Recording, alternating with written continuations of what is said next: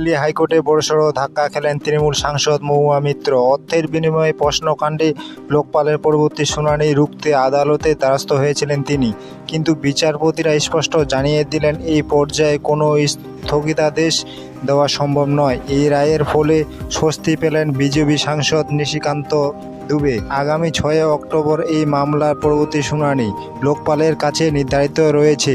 মহুয়ার আবেদনে স্থগিতাদেশ দেওয়া সম্ভব নয়। আইন বিষয়ক সংসদ মাধ্যম লাইভ লয়ে রিপোর্ট অনুযায়ী দিল্লি হাইকোর্টে বিচারপতি অনিল ক্ষেত্রপাল এবং বিচারপতি হরিশ বৈদ্যনাথ শঙ্করের ডিভিশন বেঞ্চ শুনানি শুরু হয়। মহুয়ার আবেদনে স্থগিতাদেশ দেওয়া সম্ভব নয় বলে জানিয়ে দেন বিচারপতিরা। তবে জানানো হয় চাইলে সাংসদ লোকপালের কাছে আবেদন জানাতে পারেন। কেন আদালতে দ্বারস্থ হয়েছিলেন মহুয়া? সূত্রে খবর, মহুয়ার অভিযোগ বিজেপি সাংসদ নিশিকান্ত দুবে সংবাদ মাধ্যমের সামনে একাধিক গোপন নথি ও তথ্য ফাঁস করেছেন, যা আইন সমস্ত নয়।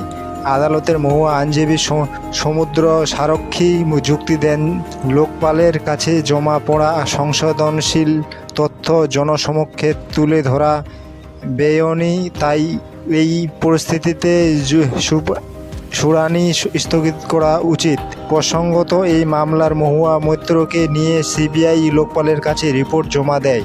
সেই রিপোর্টে উঠে আসে শিল্পপতি দর্শন হীরানন্দীর নামও। গত বছরে লোকপাল সিবিআইকে তদন্তের নির্দেশ দিয়েছিল।